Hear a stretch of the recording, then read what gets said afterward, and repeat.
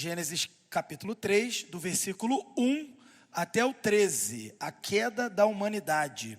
O texto diz assim: Ora, a serpente era o mais astuto de todos os animais selvagens que o Senhor Deus tinha feito.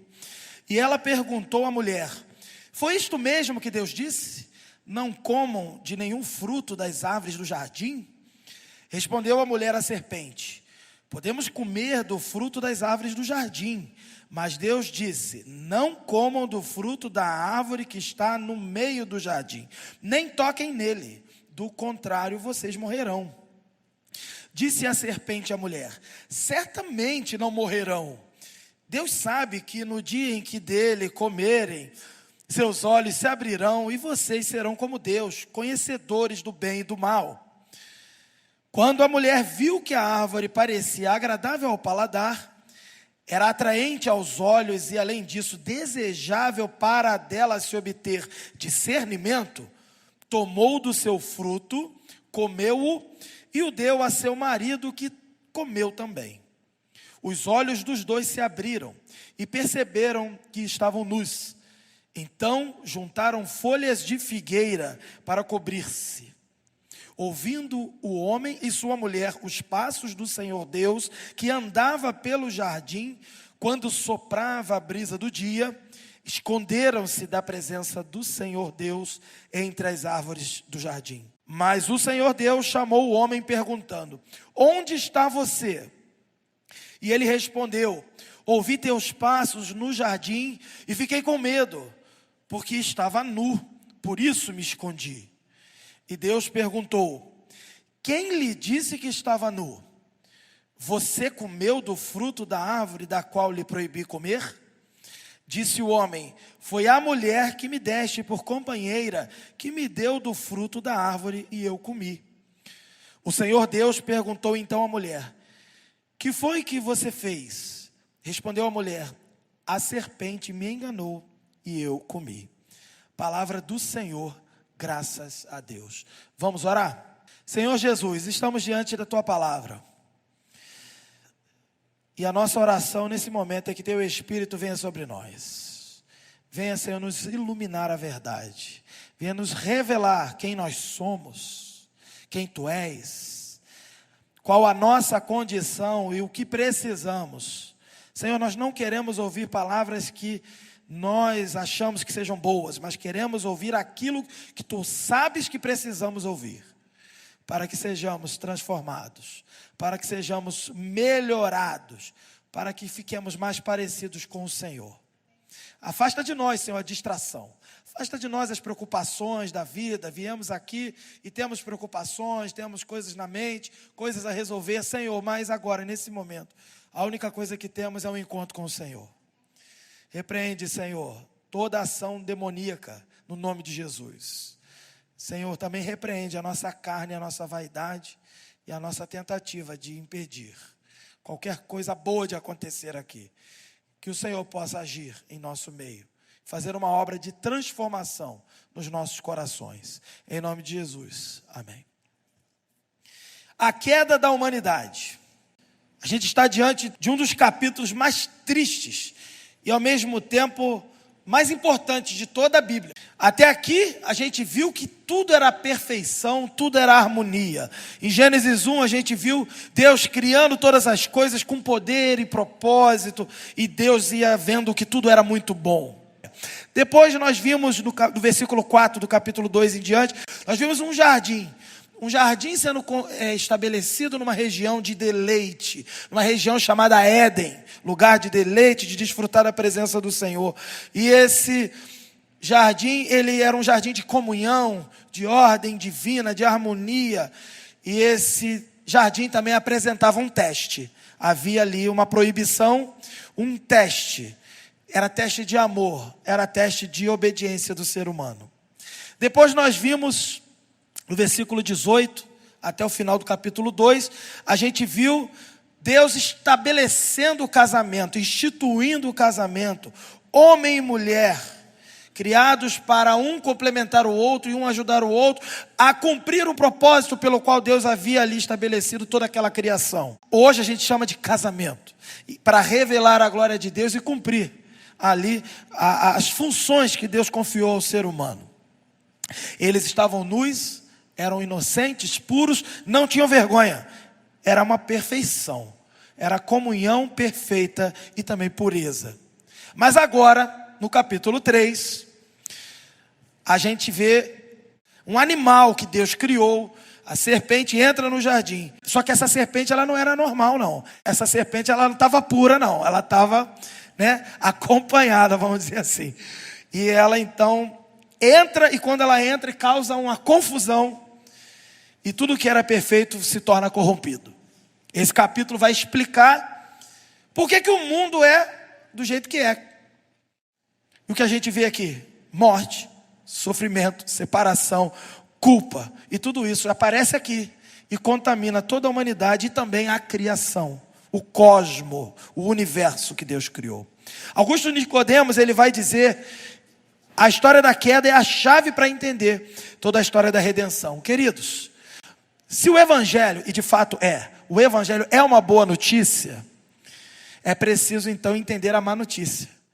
Esse trecho que a gente leu e que a gente vai agora se aprofundar, não se trata apenas de um erro humano. Não é isso que a gente vai falar. Mas se trata de uma tragédia do ser humano querer ser igual a Deus. E aí uma frase que está na tela, que pode ser para você esquecer o sermão todo, pega essa frase aí. A desobediência humana rompeu a comunhão com Deus, corrompeu a criação e revelou nossa necessidade de redenção. Então, primeiro ponto, a serpente e a imprecisão da mulher. Você pode pensar assim: poxa, é uma conversa. Gente, se eu vejo uma serpente falar, eu já ia ficar maluco.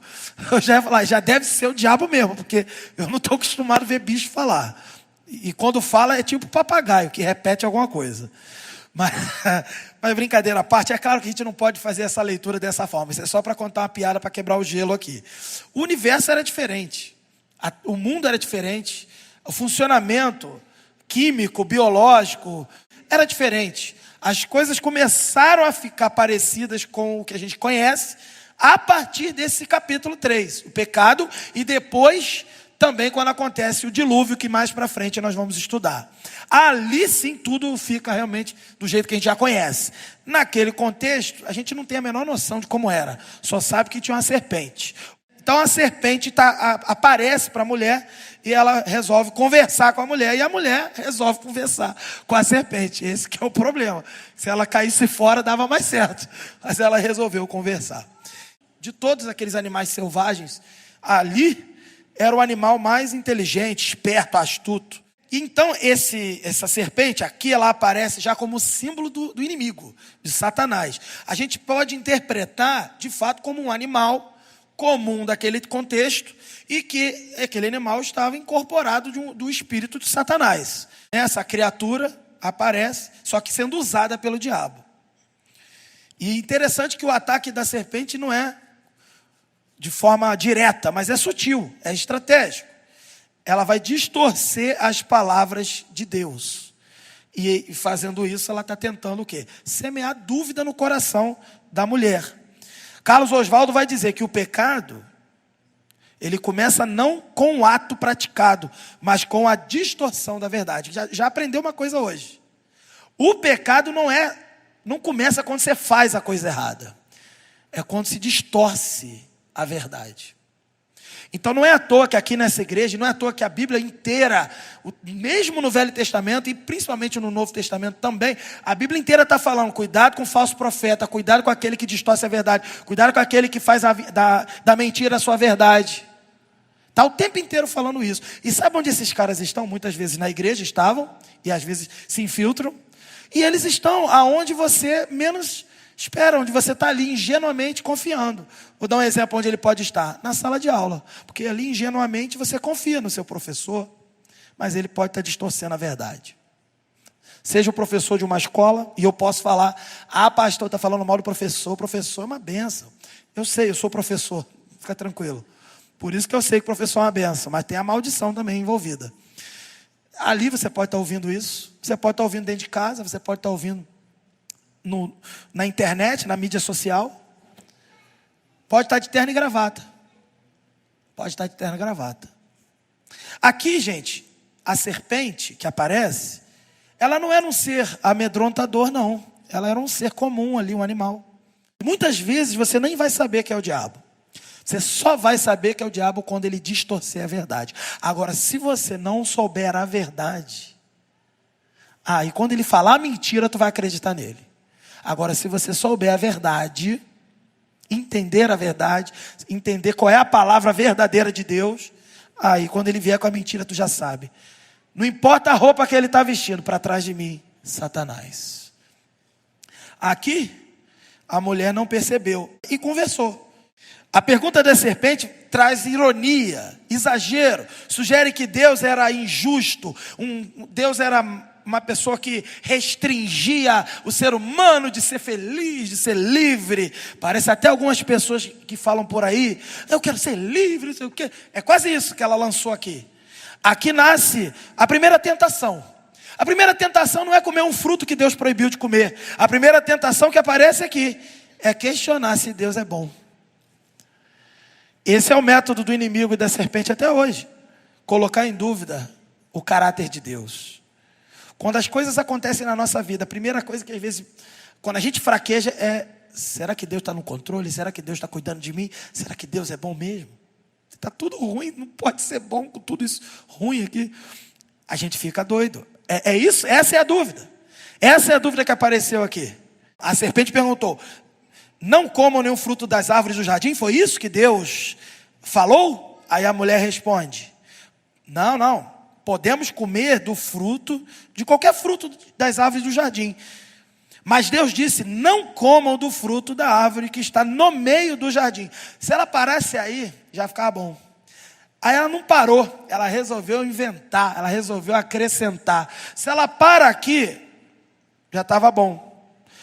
Aí ela foi e acrescentou, nem toquem nele. E aí ela continua, do contrário vocês morrerão. Ela falou quase tudo certo, ela ia tirar 10. Só que ela não tirou 10, por quê? Ela falou certo, do contrário vocês morrerão, está certo. Ela falou. Só que ela acrescentou algo que não fazia parte da lei, da proibição, da palavra de Deus. Acrescentou algo à palavra de Deus. Ela disse, nem toquem nele. Se você for voltar no capítulo 2, você vai ver lá, quando Deus dá essa ordem para o homem, não tem essa questão, essa proibição de tocar. Então eu poderia dizer assim, bem, tá ok, o ser humano não pode comer da árvore que está no meio do jardim. Qual é a árvore? Tinha 2. Aí Deus proibiu a do conhecimento do bem e do mal. E a árvore da vida, proibiu? Lá no capítulo 2, a gente já viu, não proibiu. Ele proibiu de comer, podia comer de tudo, de todos os frutos de todas as árvores, menos da do conhecimento do bem e do mal. E quando a mulher chega e fala, ela fala dessa árvore, até dentro do contexto está certo, mas ela fala, além de não poder comer, não pode tocar. Alguém pode dizer que ela já estava na tentação, querendo tocar. Eu não posso entrar na mente da mulher ali para entender o que ela estava pensando. O que eu posso dizer é que ela falou errado. E se ela falou errado, é porque ela conhecia errado o que Deus tinha estabelecido. E aí é a brecha. O que isso já nos ensina, querido? No dia que você conhece errado e fala errado as coisas de Deus, o diabo entra. É claro que o diabo entra quando você não sabe nada, é óbvio. Mas ele também entra quando você sabe uma parte e falta outra. Ou quando você fala tudo certo e acrescenta. Porque às vezes você fala tudo certo, sabe tudo, mas você resolve inventar. E veja, por isso que é importante, inclusive, estudar Gênesis. Porque Gênesis é um tipo de história, livro aqui, que a gente acha que aprendeu, muitos, a maioria, aprendeu desde criança. Desde criança eu escuto a tia Cotinha me contar. Só que a tia Cotinha não é a Bíblia é a palavra de Deus. A tia Cotinha pode errar. A tia Cotinha pode acrescentar. A tia Cotinha pode tirar. A tia Cotinha pode fazer um desenho que te faz entender errado. Era melhor não ter desenhado, então. Entende? Não confie na tia Cotinha. Não confie no desenhozinho. Confie somente na palavra de Deus. E aquela mulher ali mostrou. Ela conversa com a serpente e ela tem uma resposta imprecisa. E aí a serpente se aproveita. Quando ela fala que não pode tocar, quando ela fala que acrescenta essa informação, sabe o que acontece? A serpente, que era astuta, diz o texto, percebeu uma brecha. Alguém pode dizer assim, foi ela que errou nessa questão? Foi o homem? Gente, a gente não pode analisar. Deus falou com o homem. Depois ele criou a mulher, nós vimos. Falamos sobre casamento, foi legal pra caramba. E aí nessa coisa toda, você não vê o texto Deus falando com a mulher sobre isso. Deus falou só com o homem. E se Deus falou só com o homem, tem duas opções. Ou Deus falou com a mulher e não ficou registrado. Ou o homem falou com a mulher e não ficou também registrado. São duas opções. E dessas duas opções, seja de quem ela recebeu a informação, do homem ou do Criador, ela pode ter, se ela recebeu a informação do Criador, ela recebeu a informação certa. Mas ela pode ter entendido errado. Ou ter se confundido. Se ela recebeu a informação do homem, ele pode ter falado certo e ela também ter se confundido. Ou ele pode ter falado errado e ela aprendeu errado. A gente não sabe. Então, quem não sabe a palavra de Deus, o diabo entra e bagunça com a vida dele. Isso a gente pode dizer. E de fato foi isso que aconteceu. Porque quando o diabo percebeu que aquela mulher não tinha certeza do que estava dizendo, não tinha precisão acerca do que Deus tinha falado para ela, ou do homem tinha transmitido da parte de Deus para ela, seja lá quem falhou na precisão, no final das contas foi ela que falou errado com a serpente. Nesse primeiro ponto, quando você vê que a mulher está de conversa com a serpente, a mulher está equivocada na compreensão da palavra de Deus, aí vem, no segundo ponto, o que acontece? A mentira do inimigo, ele se aproveita e lança a mentira. Disse a serpente à mulher, certamente não morrerão. Gente, Deus falou para o homem, certamente morrerão. A mulher falou para a serpente, certo, certamente morrerão.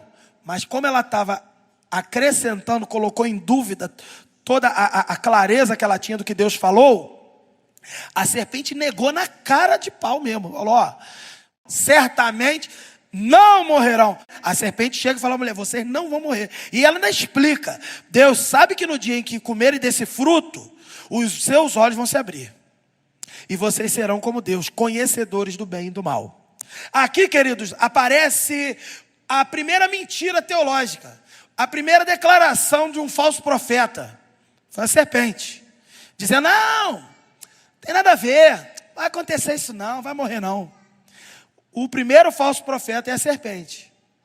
A mulher não tinha consistência, clareza, estava fraca no conhecimento da palavra de Deus, da vontade de Deus, da direção de Deus. A serpente chegou e negou diretamente. Hoje existem pessoas que entram nas igrejas. Algumas, graças a Deus, já foram embora, outras nós convidamos a se retirar e outras nós ainda estamos observando.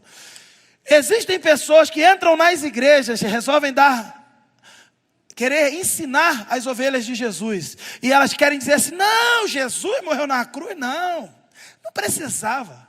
Isso aí o pessoal tem que entender que o pessoal é atrasado. Na verdade, hoje a tecnologia mostra que Jesus era um homem que viveu e começa a falar um monte de coisa. Daqui a pouco Jesus não ressuscitou, Jesus não morreu. Na criação, Deus criou o mundo. Não, as coisas foram acontecendo aleatoriamente, por acaso. Primeiro, né, aquela famosa história do Big Bang, depois na Terra uma sopa primordial que virou tudo. Virou tudo. Bilhões e bilhões e bilhões de... Não é bem assim. E existe um ditado que fala que uma mentira repetida muitas vezes, ela vira uma verdade, não é não? Quantas vezes a gente já escutou essas mentiras? Mas elas podem virar verdade para alguns, mas para aqueles que têm a verdade dentro do seu coração, você está protegido. Você está protegido. Aquela mulher não estava. Aquela mulher não tinha verdade no coração. E quando o diabo lançou a mentira e falou na cara, negou claramente, ó, não vai morrer. Deus falou que vai morrer? Não vai morrer. Não vai morrer não, nada disso. E aí ele inventa lá uma lorota, porque no dia que vocês comerem, os olhos de vocês vão se abrir, vocês serão como Deus. Gente, irmãos, eles já eram como Deus. A imagem e semelhança de Deus. Eles precisavam ser o que mais como Deus? Só se eles quisessem ser Deus. Aí é diferente. Essa serpente então afirmou que Deus está privando o ser humano, a humanidade de algo maravilhoso. Abrir os olhos e enxergar o bem e o mal. É uma insinuação. Ela faz uma insinuação de que Deus é injusto e até invejoso. Quer ser Deus sozinho.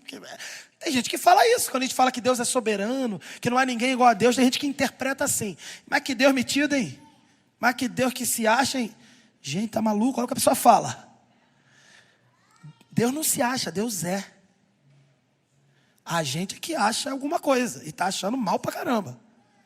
R.C. Sproul, ele vai dizer assim: todo pecado nasce do desejo de autonomia, vou explicar, de viver sem depender de Deus.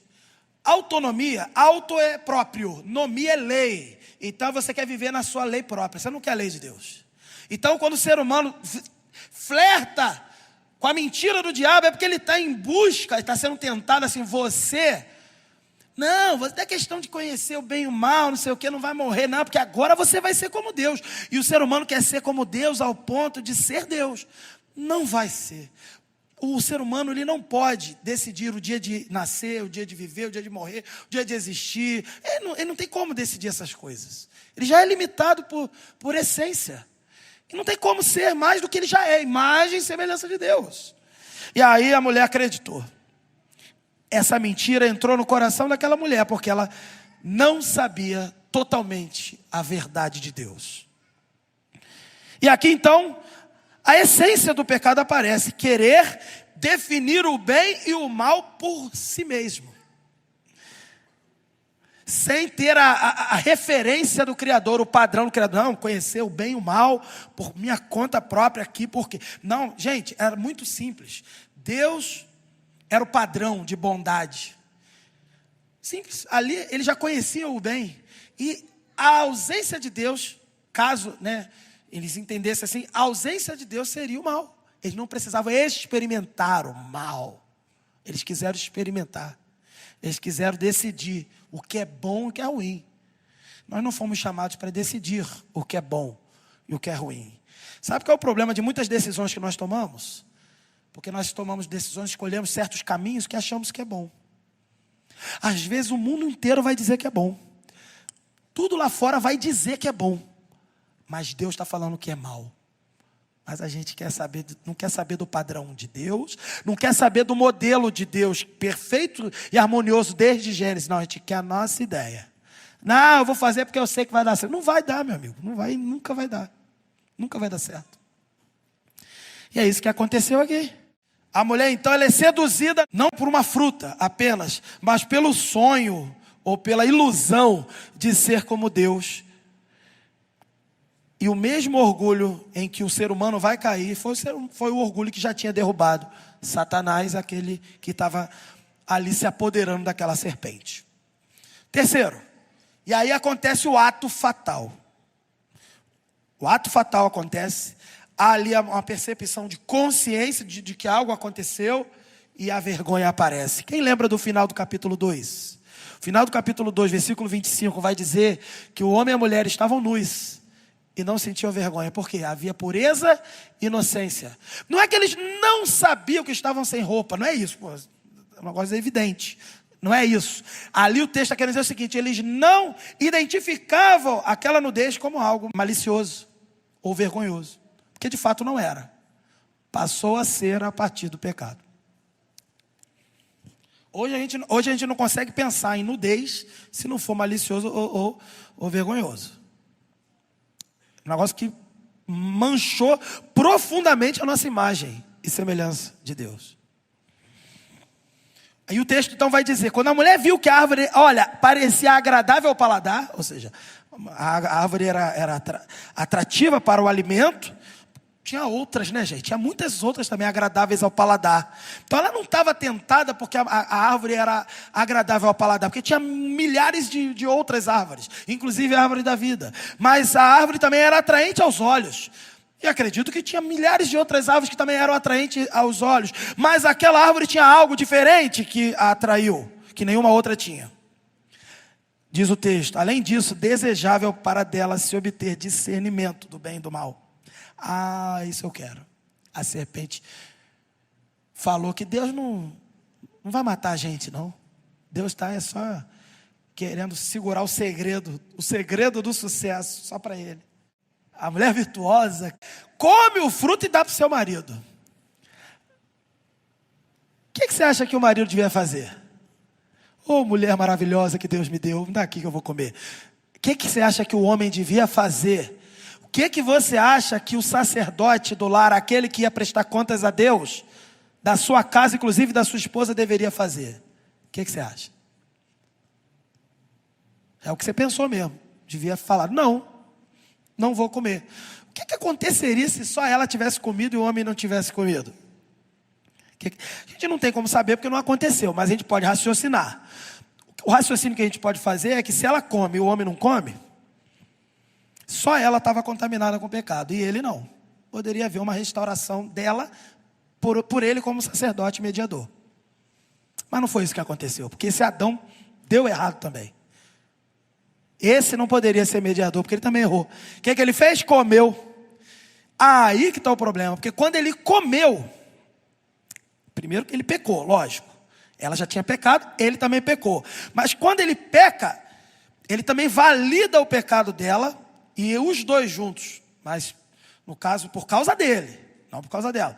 Por causa dele, por causa da autoridade que estava sobre ele, por causa da responsabilidade que estava sobre ele. Por causa, inclusive, porque Deus passou essa ordem de não comer para ele.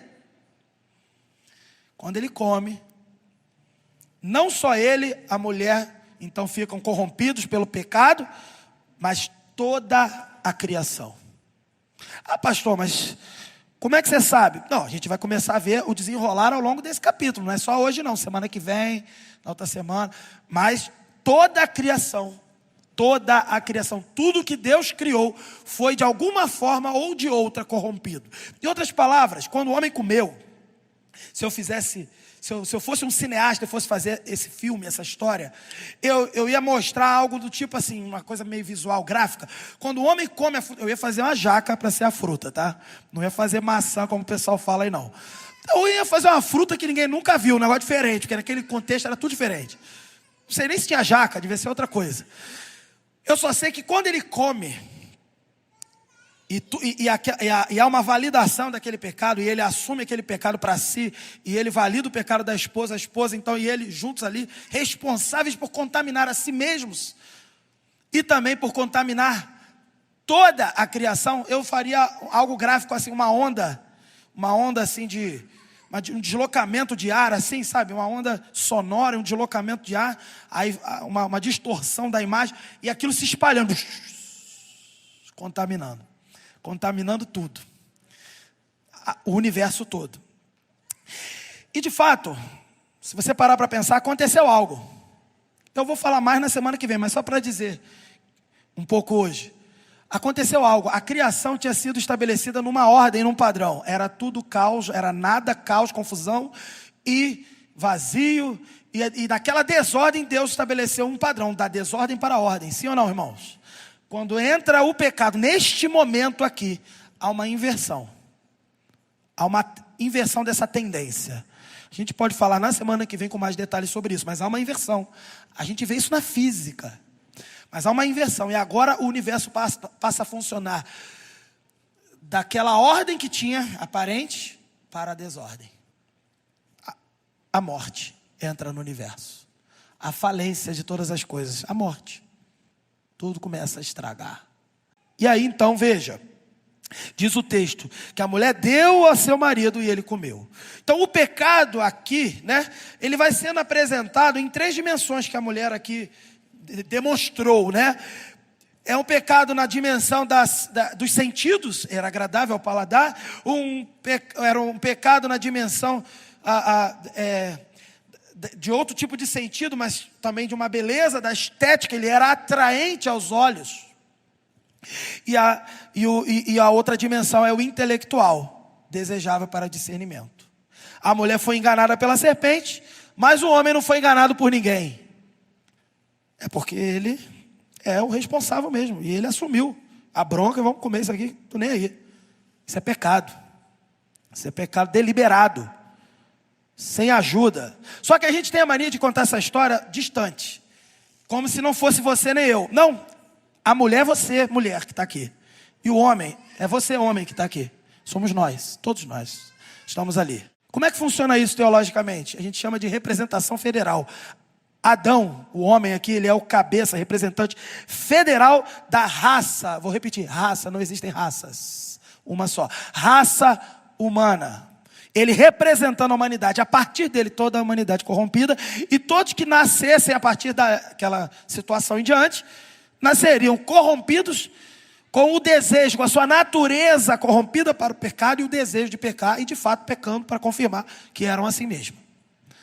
Então você pensa, eu me torno culpado porque eu peco? Não, não. Eu me torno, já nasci pecador e culpado. E quando eu peco, eu só confirmo que eu já sou. Não é o que eu faço, mas é quem eu sou. Sim, nós somos. Nós somos pecadores. E fazemos aquilo que somos. Pecado. É isso que acontece. É como já vimos em Romanos 5. Lembra de Romanos 5, há 2 anos atrás, mais ou menos, um ano e meio? Romanos 5,12 vai dizer: por um só homem entrou o pecado no mundo. Aqui está claro. A mulher enganada, o homem pecou deliberadamente. Augusto Nicodemos vai dizer que a mulher foi seduzida, mas o homem foi o cúmplice. O homem que deveria ser o líder espiritual torna-se passivo, aceita, cúmplice do erro. Vou dar um testemunho. Meu filho, Benito, tem observado, minha esposa também. Benito, ele é um menino, então será um homem quando for adulto. Tenho percebido como ele tem sido tentado a não se portar desta forma, de liderança como homem, no sentido de que há propostas, na idade dele, propostas de fazer coisa errada. Os coleguinhas da classe, daqui, de outro lugar, de qualquer lugar, propostas de fazer coisa errada, meu filho. Aí de repente, quando ele vê, ele vai na onda com todo mundo fazendo tudo errado. Foi isso que aconteceu com Adão. Em vez do homem se posicionar, não, eu tenho uma responsabilidade diante do meu Deus. Claro, uma criança, mas ele está sendo tentado já agora. Adão falhou, nós falhamos e temos que agora acertar e ensinar os que vêm depois, que é no caso meus filhos, para que acertem. A queda da humanidade, como está o título do sermão, a queda da humanidade acontece aqui em Adão, o representante, cabeça federal da raça humana. Aqui ocorre a necessidade, aqui aparece de fato a necessidade de restauração, redenção, regeneração, salvação, que a gente sabe, graças a Deus por isso, que só Jesus, só Cristo, o perfeito Adão, poderia trazer e de fato trouxe. O texto vai dizer no versículo 7 que os olhos deles, os olhos dos dois se abriram. E é então que perceberam que tinham que esconder a nudez, porque eles só olhavam para a nudez agora com maldade e malícia, e viam a nudez como algo mal, que não era. Eles então juntaram folhas de figueira. Tentaram dar um jeito no problema. Tentaram solucionar o problema. Não tem como o ser humano solucionar o seu problema. Quando ele se corrompe, aquele que está corrompido consegue se descorromper, queridos. Pense. Tem que vir uma intervenção externa. Totalmente externa, de fora. Para resolver o problema. Que aqui, eles entenderam que era nudez e precisavam cobrir com folhas de figueira. A promessa de Satanás aqui acontece, parcialmente. Os olhos dele se abrem, como o diabo falou. Só que se abrem para a vergonha e para a maldade. Experimentaram o mal, provaram do mal e se lambuzaram com o mal, se sujaram com o mal, se contaminaram com o mal. Eles ganharam aqui consciência do mal, mas também não tinha nem como não ter consciência, se lambuzaram com o mal todo. Só que perderam o bem, a comunhão com Deus. A nudez, que era símbolo de pureza, agora culpa, virou culpa, vergonha, desconforto. Curuvilha vai dizer: o homem agora tenta se cobrir do que apenas Deus poderia cobrir. A tentativa humana de resolver o pecado por conta própria. A gente faz isso até hoje, gente. Com folha de figueira é símbolo de toda, presta atenção agora, religião baseada em obras. Eu não sei se alguém está aqui é de outra religião. Eu respeito o seu direito de exercer a religião. Eu respeito o direito de todas as religiões existirem. E a minha religião, e eu estou no ambiente da minha religião, diz, sabe o quê? Que toda religião baseada em esforço humano é inútil.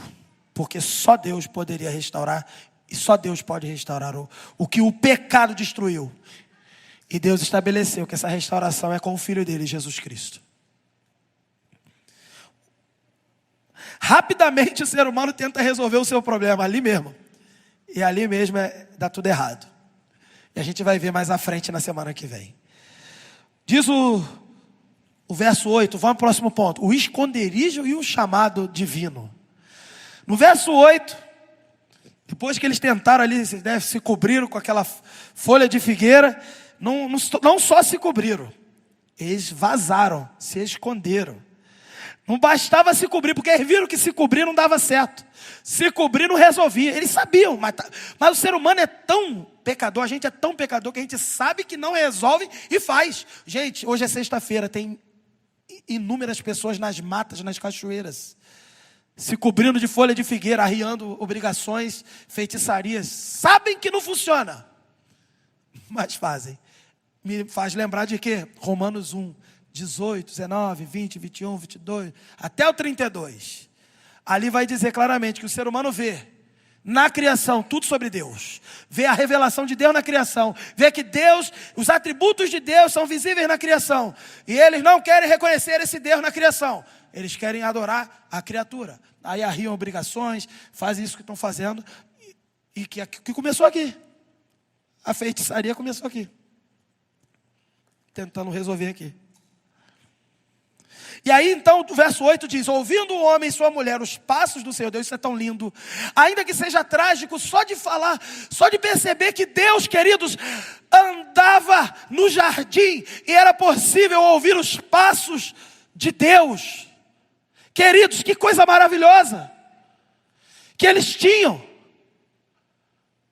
Eles ouviram, olha a loucura do pecado. Eu quero ouvir os passos do meu Senhor andando atrás de mim. Eles ouviram os passos do Senhor. E o pecado os fez fugir. Esconderam-se da presença do Senhor, entre as árvores do jardim. Estão doidos. Sabe que não tem para onde ir, não tem para onde correr. Deus Ele é o Criador de todas as coisas. Não tem lugar que possa se esconder da face de Deus. Mas o pecado faz a gente ser assim, vou usar uma expressão um pouquinho mais forte, idiota,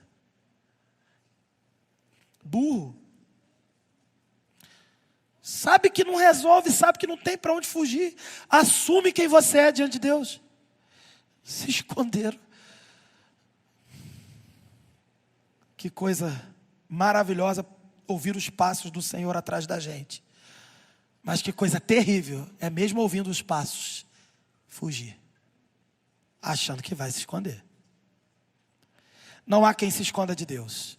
E aqui fica um alerta para mim e para você. Se você está fazendo alguma coisa e acha que Deus não está vendo, se você está fugindo de Deus, porque Deus está te chamando, você está ouvindo os passos de Deus, a voz de Deus, tudo aponta e Deus está usando e falando. E você está achando que vai se esconder. Quero dizer uma coisa para você, não tem para onde correr. Leia o Salmo 139, ali você vai ver claramente Davi, dizendo que se eu subir na montanha mais alta, se eu for no mais profundo do mar, ali o Senhor está. Não tem para onde fugir. Melhor ter Deus como amigo, porque Ele como inimigo vai fugir dele e não vai ter para onde se esconder. Eu olho para esse Deus maravilhoso, Criador, que andava no jardim como um amigo, como um Criador, como um pai, como alguém que abastecia o ser humano, a humanidade. Que coisa maravilhosa. A figura humana de Deus sendo revelada ali. E isso nos faz pensar no Filho. O Filho estava na criação. E eles fugiram. Esconderam-se da presença de Deus atrás das árvores do jardim. A gente acha, isso é muito distante de nós. Na minha casa nem árvore tem. Meu amigo, o problema não é árvore. E nem era fruto. O problema é você querer ser mais que Deus. E depois que descobre que não dá certo, cai fora e achar que Deus não vai te pegar. O pecado, queridos, aqui gerou medo neles. mas um medo que não nos levou para o reconhecimento e o arrependimento, um medo que o levou para fugir. Vergonha, fuga. Mas Deus, Ele, como sempre, Deus é cheio de graça. Todo amor, cheio de amor, a perfeição do amor, a manifestação perfeita do amor. E essa manifestação está ali. Eles tinham acabado de pecar. Deus foi atrás deles. E Deus não foi atrás deles para destruí-los. A gente foge de Deus achando que vai se safar. Quanto mais foge, mais próximos a gente fica de uma justiça que nos destrói, sim. Se você fugir de Deus, Deus não está querendo te destruir ainda. Mas se você fugir de Deus, uma hora o tempo vai passar e uma hora essa vida vai acabar. E quando isso acabar, acabou. Aí não tem mais restauração para você. Só destruição. A gente é tão louco que a gente foge com medo da destruição e corre para a destruição. Ao invés de ficar, aguardar na presença do Senhor, porque Ele está vindo até nós. E reconhecer quem a gente é. Aqui foi isso. Eles fugiram. Quanto mais foge, mais destruição vai acontecer na vida deles. E Deus não queria destruí-los. De fato, não destruiu. Deus queria restaurar a raça humana, toda a humanidade. Então, quando eles se escondem na presença de Deus entre as árvores, o Senhor chama o homem. Eu ouvi direito? Eu li direito? Chamou a mulher? É isso que está escrito, queridos? Chamou quem? O homem. Isso faz toda a diferença. Mulheres, agradeçam a Deus por serem mulheres. Não se sintam vítimas por serem mulheres. Vocês são agraciadas por Deus, por não terem que prestar contas como o homem vai prestar.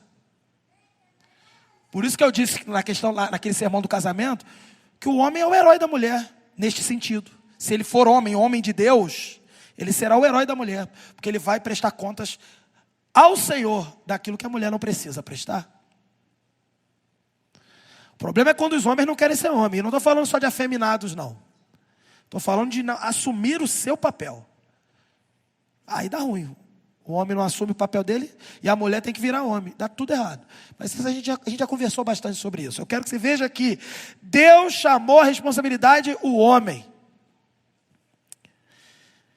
Ele chamou, perguntou, onde estão vocês? Não, onde está você, homem? Sacerdote, representante, líder que eu confiei e que eu entreguei a uma mulher perfeita para você cuidar. Ela pecou e você continuou, e você deixou, e você validou tudo que ela fez. Onde está você? Claro que Deus não está em dúvida onde está o homem. Vocês acham que Deus não sabe onde a gente está? Por que Ele perguntou? Onde está você? Porque Ele queria a confissão.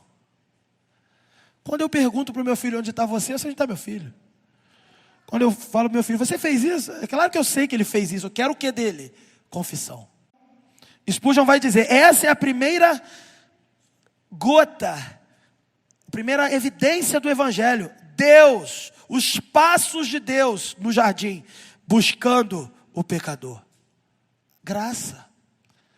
Graça, o homem em desgraça e Deus levando graça. Onde está você? Mesmo em meio à queda ali acontecida, Deus tinha todos os direitos de destruir tudo. De destruir aquele casal. Chega para vocês. Deus podia fazer tudo o que Ele quisesse.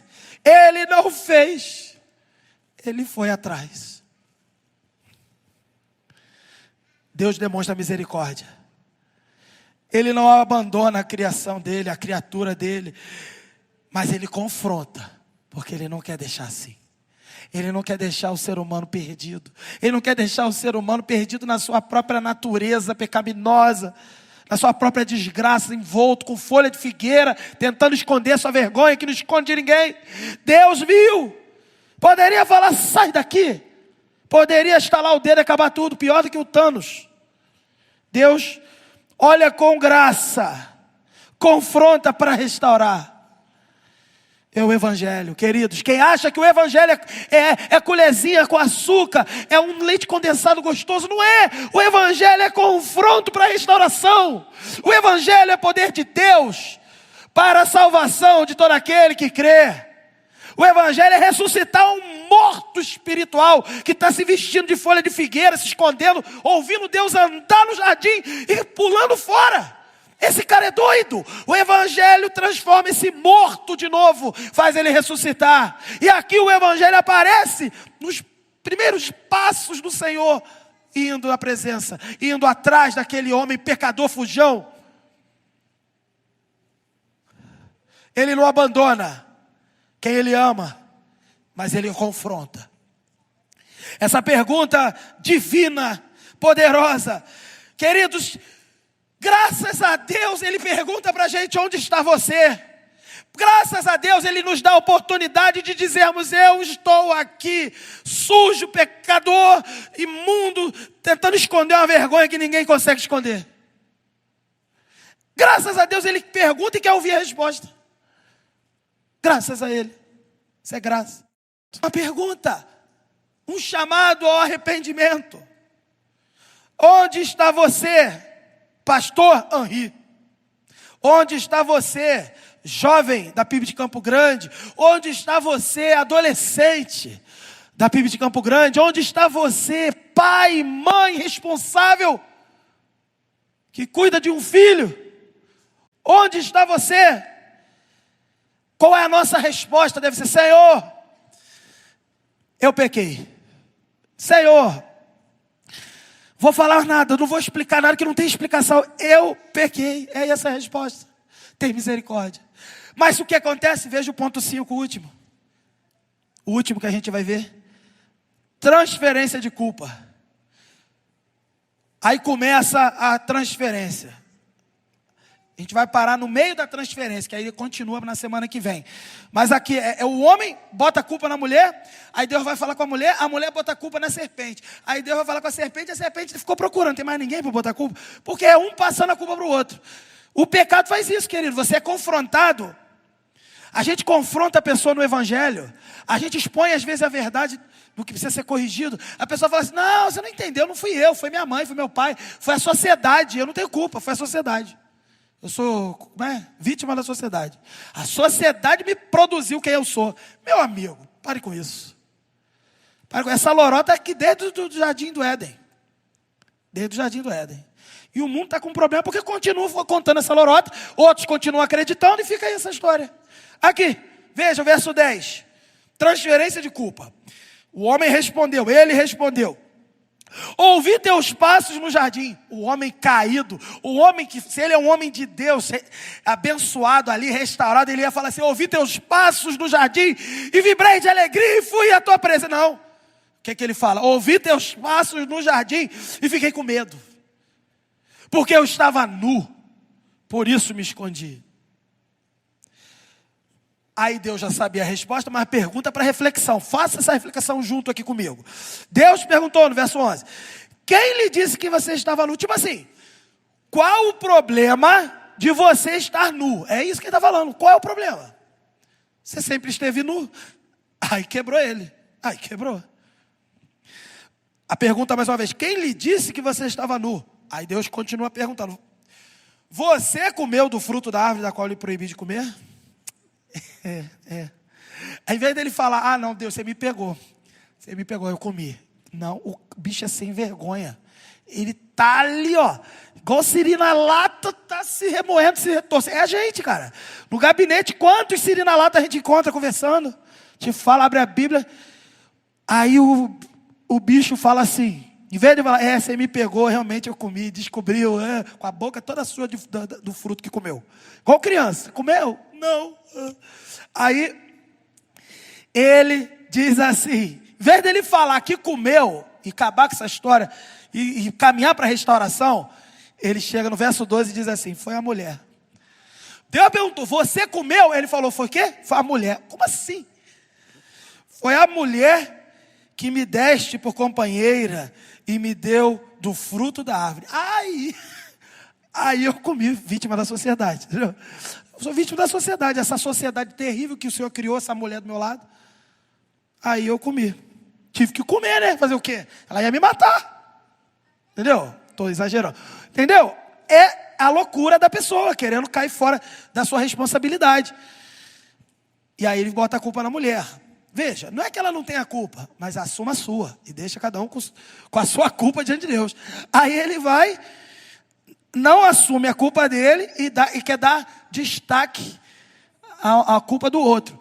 E veja, e dizendo que foi ela que fez ele comer.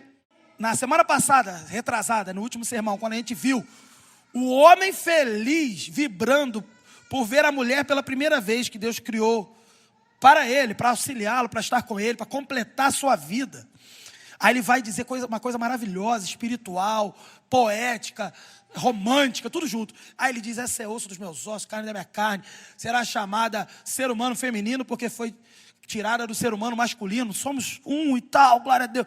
Ele está todo animado, mas na primeira que ele é confrontado, depois do pecado, ele já bota que é a mulher que está com defeito. A mulher que deu ruim para ele. Deus não perguntou se a mulher comeu, perguntou se ele comeu, mas ele faz isso. Aí, quando ele vai na mulher, Deus pergunta para a mulher. Aí Deus pergunta assim: que foi que você fez? Aí a mulher responde: a serpente que tu me deste, né?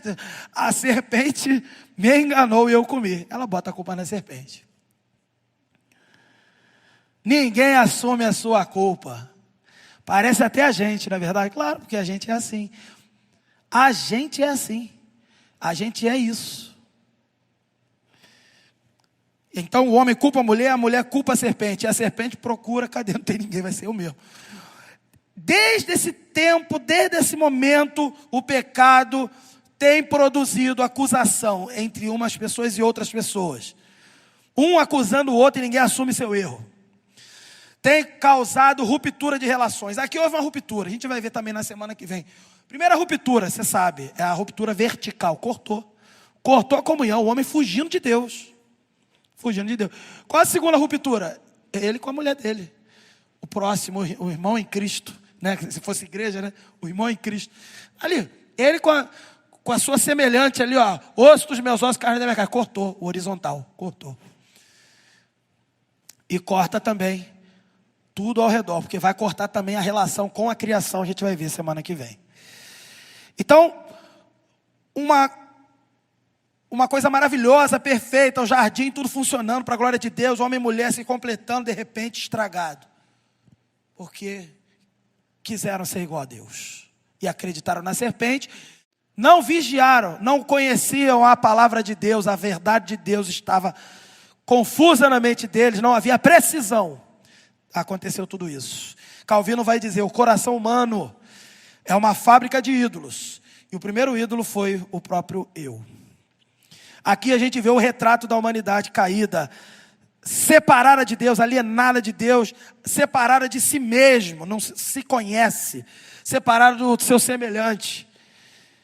Mesmo em meia culpa, Deus está preparando um caminho e prepara uma promessa do Redentor. Semana que vem nós vamos ver isso. A desobediência humana rompeu a comunhão com Deus, corrompeu a criação e revelou nossa necessidade de redenção. Então vamos ao aprendizado. Primeiro, cuide do seu coração. O pecado, querido, começa na dúvida. Antes de pecar, a mulher duvidou da bondade de Deus, do caráter de Deus. Toda a tentação, querido, começa com o questionamento da palavra. Será que Deus disse isso mesmo? A gente deve guardar o nosso coração. Não tem que ficar dando conversa. Está em dúvida? Não tem problema ter dúvida. O problema é onde você vai buscar a resposta. A mulher foi procurar a resposta da dúvida dela com a serpente. Está em dúvida? Procure o Senhor. Deus andava no jardim, dava para ouvir os passos.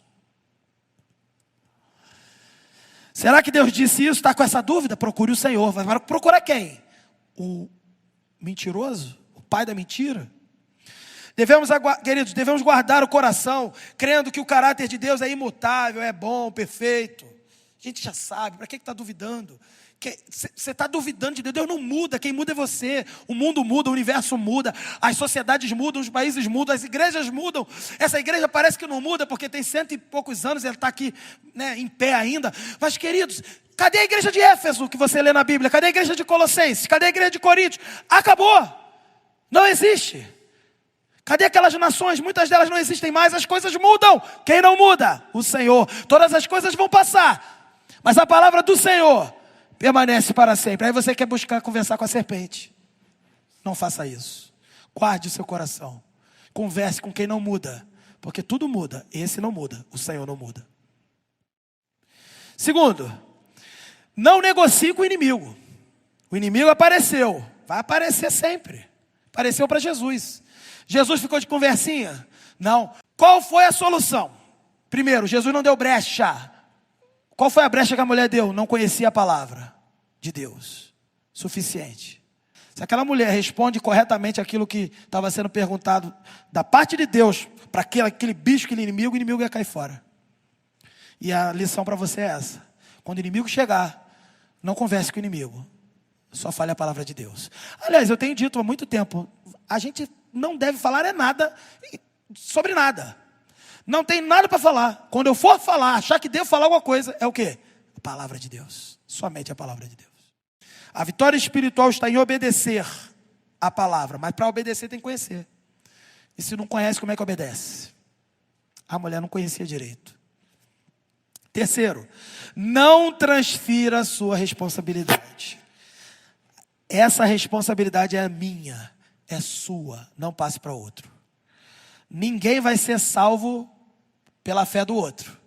E nem vai ser condenado pela culpa do outro. Para de conversar. Para de começar a fazer essa conversa fiada aí de que a culpa é da mulher que tu me deste, a serpente que tu me deste. Assuma a sua responsabilidade diante de Deus hoje. E seja restaurado. A confissão sincera quebra um ciclo de culpa e abre espaço para o perdão. Deus não rejeita, diz a palavra, um coração contrito e quebrantado. Quarto e último. Corra para Cristo. Ô pastor, cadê Cristo nesse texto? Eu ouvi os passos de Cristo. Você não ouviu, não? Eu ouvi os passos de Cristo no jardim. O que aquele homem fez? Fugiu. O que você deve fazer? Correr em direção a Cristo. Cristo é o novo Adão, o Adão que deu certo. O primeiro Adão nos levou à morte, mas o segundo Adão, o Adão Prime, nos conduziu à vida. Em Cristo a culpa é removida, querido. Pensa nisso. Olha o tamanho do estrago aí. Olha o que acontece com Jesus. Em Cristo a culpa é removida. A vergonha é coberta. E a comunhão com Deus e com a criação e com todos é restaurada. A única esperança para o ser humano caído é correr para Cristo. Está escutando os passos de Jesus? Jesus tem andado por esse mundo há 2000 anos com a pregação do Evangelho. Você está escutando hoje os passos de Jesus. Você está fazendo o quê? Se escondendo? Fugindo? Não, pastor, eu sou da igreja. Está se escondendo na estrutura da igreja? Não, porque eu fui batizado e quero saber se você está se escondendo do Senhor. Onde você está? Corra para Jesus. Concluindo, esse é o ponto, como já falamos, o mais sombrio da narrativa da Bíblia. Mas ele também é o início da esperança. Está ouvindo os passos do Criador? Está ouvindo os passos? Ele está dizendo, onde está você? O Deus que poderia ter destruído o homem, o chama com misericórdia, querido. Ele busca o pecador e prepara um plano, que a gente vai ver semana que vem no versículo 15. Aquele que vai esmagar a cabeça da serpente, lembra disso? Vai acontecer, semana que vem a gente vai ver. Hoje o jardim ficou fechado, está fechado por causa do pecado, mas o jardim pela fé já está aberto em Cristo. A cruz abre o caminho para esse jardim. Nicodemos vai dizer, a Bíblia começa com um casal no paraíso expulso por causa do pecado e termina com um povo redimido num novo paraíso por causa da graça de Deus. E a pergunta, onde você está, ecoa até hoje. E o Evangelho responde, em Cristo. Essa tem que ser a sua resposta. O homem foge, mas Deus vai atrás. O homem se esconde, mas Deus chama ele. O homem peca, mas Deus promete salvação. Uma palavra para você que, ouvindo tudo isso, pode se estar percebendo, fugindo de Deus. Ou até não crente mesmo. Você pode estar tentando se esconder de Deus, cobrindo a sua culpa com coisas que você faz de bom, acha que é bom, religião, desculpas. Mas Deus continua perguntando para você onde você está. Ele te chama hoje, querido, para entregar sua vida para Jesus, para sair desse esconderijo e correr para Cristo.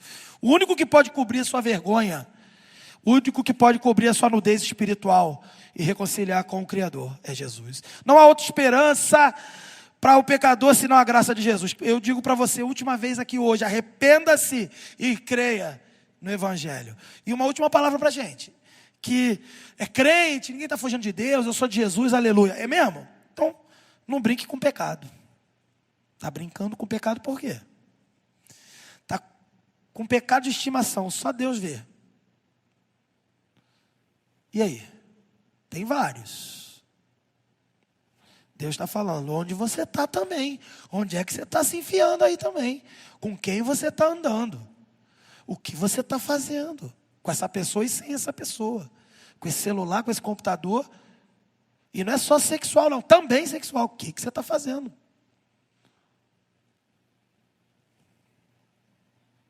Está achando que vir para a igreja, tocar no louvor, participar, fazer, vai resolver? Não vai não, isso aí é folha de figueira, não resolve não. O que resolve é o Cordeiro que foi morto e ressuscitou o último dia. O Cordeiro de Deus que tira o pecado do mundo, Jesus Cristo. Cada vez que a gente obedece a palavra, a gente afirma que Deus é suficiente na nossa vida. Portanto, não corra atrás de outras coisas. O mundo promete uma falsa liberdade. Viva de modo que a sua obediência revele gratidão, certeza, gratidão pela redenção, certeza de alguém que foi alcançado. Não está vivendo assim, tem alguma coisa errada. Fortaleça a sua fé, confie na suficiência de Jesus, rejeite toda a tentativa e a tentação de se esconder de Deus. Irmãos, esse texto nos mostra a origem da tragédia do ser humano e também o princípio da esperança. A desobediência humana que rompe a comunhão com Deus, que corrompe a criação e revela essa necessidade de redenção. A queda, queridos, ela vai expor um abismo da desobediência. Mas ela vai revelar, queridos, o amor de Deus. O amor de um Deus que não desiste de nós, do pecador.